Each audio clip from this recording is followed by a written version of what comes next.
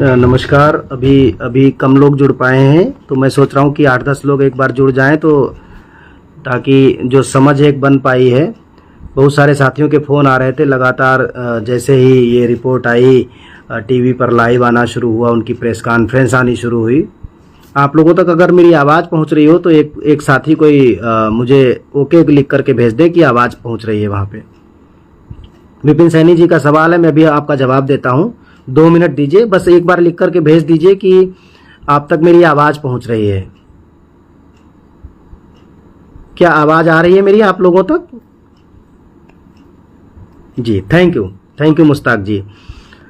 अब मैं बात शुरू करता हूं कि जैसे हम लोग इतने सालों से ओल्ड पेंशन स्कीम ओपीएस की डिमांड करते चले आ रहे हैं, और आज का जो घटनाक्रम है जो हुआ है, जिसमें एक नया ये शगुफा मैं कहूँगा इसको कि एक नया शगुफा आ गया। एनपीएस नहीं रहा, ओपीएस भी नहीं रहा, अब नया आ गया यूपीएस। तो यूपीएस के बारे में पहले ऐसे समझें कि मैंने कई बार इस बात की आशंका भी जताई थी। कई बार मैंने अपने ट्वीट्स में, फेसबुक पर लिखा था कि ये सरकार चूंकि नाम बदलने में बहुत माहिर है, आप सभी लोग जानते हैं इस बात को। नमस्कार आप सभी से, और जितना शेयर कर सके आप, मेरे ख्याल से आप सभी साथी एक बार शेयर जरूर कर दें। जितने भी साथी यहाँ पर जुड़े हैं, शेयर कर देंगे तो बहुत सारे लोगों तक बात पहुँच जाएगी। क्योंकि आज मैं फ़ोन पे बताते बताते लोगों को मैं थक गया, मेरा गला ही चोक हो गया बात करते करते। तो ये जो यूपीएस है, यानी कि यूनिफाइड पेंशन स्कीम, पहले आप लोग ये समझ लें कि अभी जितना कुछ सरकार ने इसको ओपन किया है, वो क्या ओपन किया है वो मैं आपको बता दूं। एनपीएस चलता रहेगा। पहले तो ये समझ लीजिए कि एनपीएस बंद नहीं होने जा रहा, ये चलता रहेगा। इसका मतलब ये हुआ कि आपका 10% जो कट रहा है वो कटता ही रहेगा, वो रुकने वाला नहीं है, वो कटता रहेगा। सरकार जो 14% डाल रही है, यहाँ पर एक बदलाव कर दिया उसने। 14% को बढ़ा करके उसने 18.5% कर दिया है। यानी कि आपका 10% कटता रहेगा, और सरकार अब 14% की जगह आने वाले समय में 18.5% कंट्रीब्यूट करेगी। टोटल हो गया 28.5%। 10% आपका और सरकार का 18.5%, यानी 28.5% हो गया। अब मुद्दा ये है, सरकार ये कह रही है कि जो यूपीएस होगा, यानी जो यूनिफाइड पेंशन स्कीम होगी, ये ऑप्शनल होगी एक तरह से।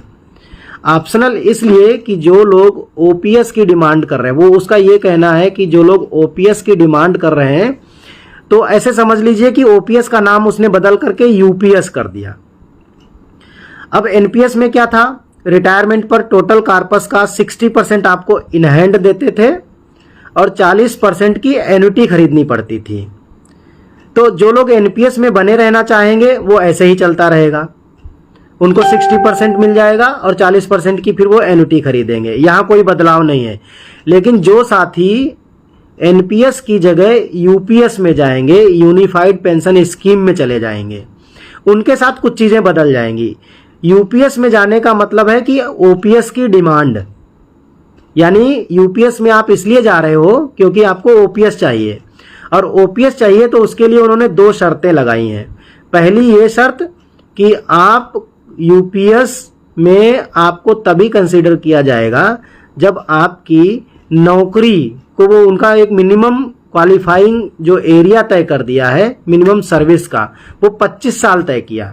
मान लीजिए कि अगर आपने यूपीएस ऑप्ट कर लिया, एनपीएस से आपने यूपीएस में स्विच हो गए, तो at the time of retirement वो ये देखेंगे कि आपकी नौकरी 25 साल की हुई, अगर हो गई है तो आपको वो ओपीएस की पेंशन देंगे। ओपीएस की पेंशन का मतलब ये है कि अंतिम वेतन का 50%, जिसमें बेसिक सैलरी और डियरनेस अलाउंस होगा। बहुत सारे साथी अभी सवाल भी लिख रहे थे कि डीए होगा कि नहीं होगा, तो डीए होगा। उसमें वो इंडेक्सेशन लगाया हुआ है, सरकार ने साफ साफ कहा है। अभी जो लेटर भी उन्होंने निकाला है उसमें भी साफ साफ लिखा है कि इंडेक्सेशन होगा, यानी कि अंतिम वेतन का 50% प्लस डियरनेस अलाउंस जैसे जैसे बढ़ेगा वो आपको पेंशन मिलेगी यूपीएस में।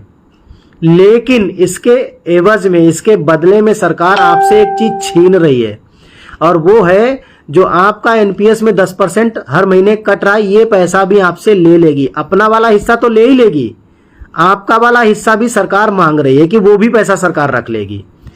इस बात के लिए क्योंकि आप 50% की आपको ओपीएस वाली पेंशन चाहिए। अब मुद्दा ये है कि वो पैसा सारा सरकार ले लेगी, आपका 10% भी ले लिया और अपना वाला 18.5% भी ले लिया, या जब 14% डला था या जब 10 के अगेंस्ट में 10 डला था, सारा पैसा सरकार ले लेगी और आपको उस पैसे में से आपके अंतिम 6 महीने के वेतन के बराबर निकाल करके वापस देगी। यानी आपने पूरी नौकरी उसमें 25 साल तक या 30 साल तक आपने हर महीने 10% से जो सैलरी कटवाई वो सरकार ने ले ली और उसमें से जो 6 महीने के बराबर आपकी सैलरी हुई, आखिरी के 6 महीनों की सैलरी, वो निकाल करके दे दी, जो 10% भी नहीं होगी आपके फंड का। तो ये उसमें सबसे बड़ी कमी है और वो कभी भी ओपीएस का स्थान नहीं ले सकती। ये तो वही बात हो गई कि हम ओपीएस मांगने गए थे और हमारा पैसा भी उन्होंने हमसे छीन लिया। अब अंतिम 6 महीने का वेतन का तो कोई मतलब ही नहीं बचा। तो उससे ये, इसलिए इसके पीछे एक स्ट्रेटजी है, इसको समझना होगा। सरकार ये कहना चाहती है कि उसने अपना कंट्रीब्यूशन तो बढ़ा दिया, लेकिन वो ये कहना चाहती है जिनकी लंबी नौकरी है वो तो यूपीएस में जाएंगे ही नहीं। ऐसे जो सेंट्रल गवर्नमेंट के एम्प्लॉय, सॉरी एक फोन आ गया था, उसको डिस्कनेक्ट किया तो थोड़ी देर के लिए ब्रेक हो गया था।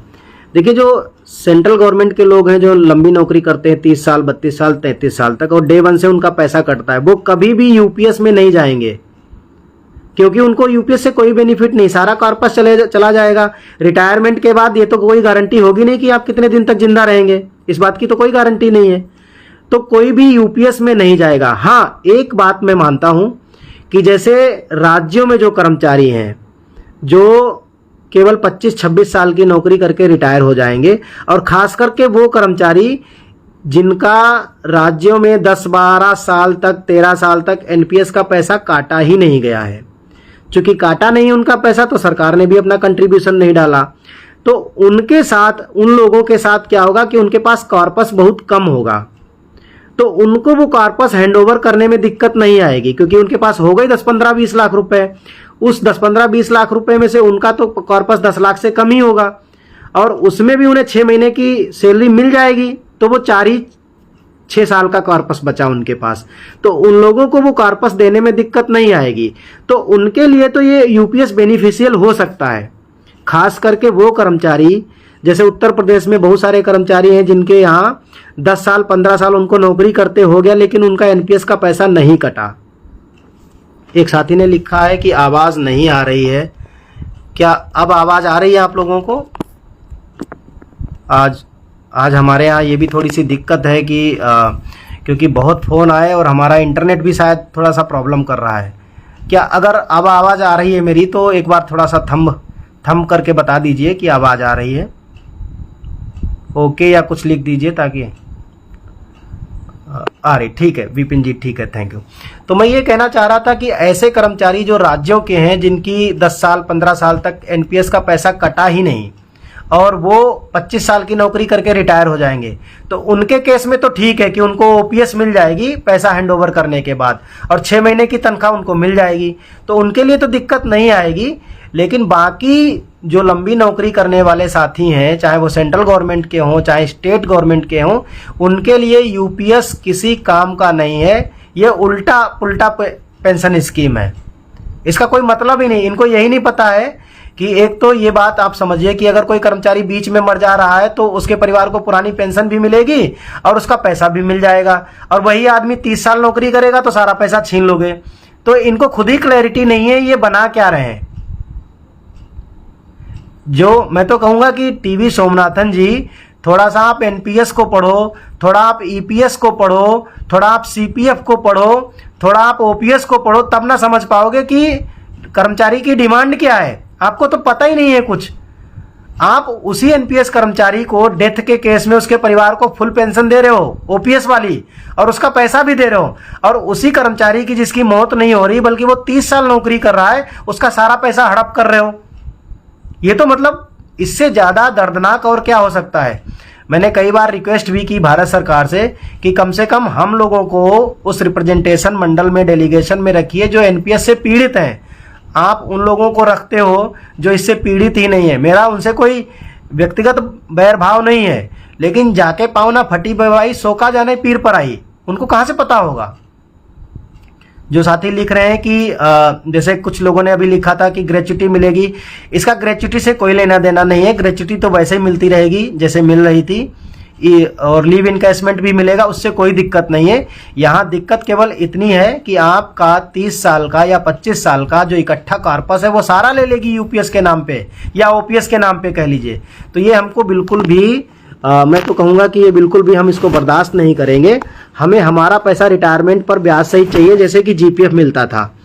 हम उस पर पूरी तरीके से रिजिड हैं और यूपीएस का पूरी तरीके से हम उसके खिलाफ हैं, क्योंकि हम अपना पैसा सरकार को क्यों दें। ये सरकार की जिम्मेदारी है कि रिटायरमेंट पर हमें old age social income security की गारंटी दे। अगर आप ओपीएस का आपको नाम बदलना है तो चाहे यूपीएस रखो, एनपीएस रखो, टीपीएस रखो, हमें इससे फर्क नहीं पड़ता, लेकिन हमें व्यवस्था वही चाहिए। हमें पता है ये लोग नाम बदलने के बहुत माहिर हैं, नाम बदलते रहेंगे, लेकिन हम तब तक नहीं रुकेंगे जब तक कि हमारा पैसा ब्याज सहित हमको रिटायरमेंट पे नहीं मिल जाता है। और जितनी नौकरी पर जितनी पेंशन की गारंटी थी जिस राज्य में, उतनी पेंशन नहीं मिल जाती है, तब तक हम लोग रुकेंगे नहीं।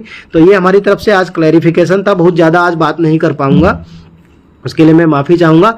हो सकता है इसको ज़्यादा से ज़्यादा लोग शेयर कर दीजिए आप सभी साथी, तो ज़्यादा से ज़्यादा लोगों तक पहुँच जाएगी। कुछ फ़ोन अभी भी आ रहे हैं, बहुत इंपॉर्टेंट है, तो उनसे भी बात करनी है। बहुत बहुत धन्यवाद आप सभी साथियों का कि इतनी रात में भी बहुत शॉर्ट ड्यूरेशन पर आप लोग आए और जुड़े। थैंक यू सो मच, बहुत बहुत धन्यवाद। जय हिंद, जय भारत। पुरानी पेंशन हक है, हम उसे लेकर के रहेंगे।